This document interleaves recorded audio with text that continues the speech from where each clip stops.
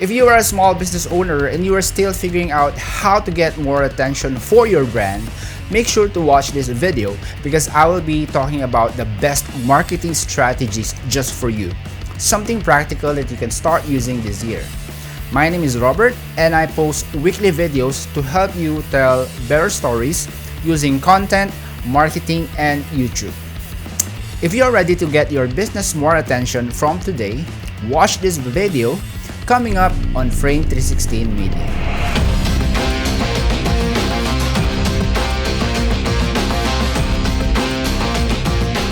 Would you agree if I tell you that there are only two sides to every business? You are either the buyer or the seller. Yes, there are many things that can happen in between, but it all boils down to these two. Let me break it down to something more profound. I have the best smartphone here in my hand right now, and it is made from cutting-edge technology and it's very affordable. If your smartphone always crashes and you feel like replacing it, make sure to read more reviews first and only go for those which the majority prefers. What I just showed you is good marketing and bad marketing. Which is which, you may ask? In one of his videos, Simon Sinek talked about good marketing versus bad marketing. And what really helped change my perspective is how he talks about changing your narrative and how it can transform the way you do business. Here in Frame 316, we have worked with numerous clients over the years and we provide content which they can use for their marketing strategies. And we have also handled full marketing campaigns for a few of our clients. I'm not the marketing expert here, but I will share with you what we learned from working with these big companies, knowing how much they are willing to spend on content, but not really doing anything significant on their marketing strategies. First, how is good marketing different from bad marketing? Good marketing is all about the buyer. Bad marketing is all about the seller. As simple as that. Before you roll out on any marketing strategy, you need to have learned this solid rock foundation on every piece of content, every campaign, and every sales generation. Make sure you focus on the buyer and not on the seller. If you are a small business owner, most likely you would have a very limited advertising budget.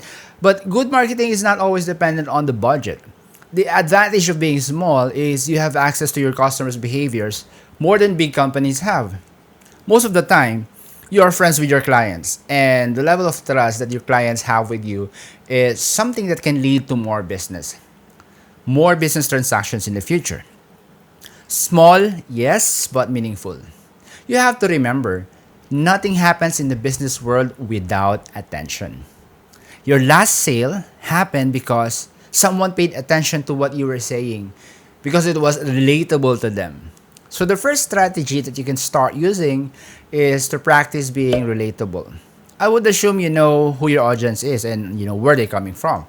These are basic marketing stuff. You can never figure out what is relatable to a specific audience if you try to talk to everyone. Your role is to meet them somewhere in their search for a solution. If you are able to do this, you get their attention. Take note, this is different from disturbing and distracting people like most marketing campaigns that we see. This is doing something to be aligned to the customer's journey and being the brand that provides the answers that they are looking for. This strategy requires you to apply the fundamental principles of focus on specialization. Never try to be anybody for everybody. This will hurt you more than it can help you. This covers specific area, product, service, and market. The last thing you would want to be in a crowded digital space is to be the jack of all trades. The market is noisy. Valuable content is very rare. If you are a generalist, you will end up being less specific. The next strategy is to figure out how you're different. Different in a way that you're better than your competitors. I don't mean doing a video of you just saying, I am better than you. So the question is, how are you different? How are you better to the point that your customers will care enough? Being different would require you to make bold claims, polarizing ideas. As long as you will not end up being a doomsday prophet, that you keep talking about things that matter to people but is still realistic. You will always need to go back to what you stand for as a brand. What do you believe in? This is your ticket to reaching that authentic, unique brand voice that may catch people's attention. Once you have these two in place, I want you to go to a more tactical strategy. As a small business owner, most likely you are working on your own, and you have a handful of freelancers to help you. You need to have a master list of your resources, including your own skill sets. Find out what your freelancers are good at. Having a laundry list of resources can go a long way. You can then decide to create videos, write articles, or post on social media, depending on what your freelance team can do. Your role as the business owner is to provide a big picture strategy. What topics would you write about? What are the videos that would reflect your thought leadership?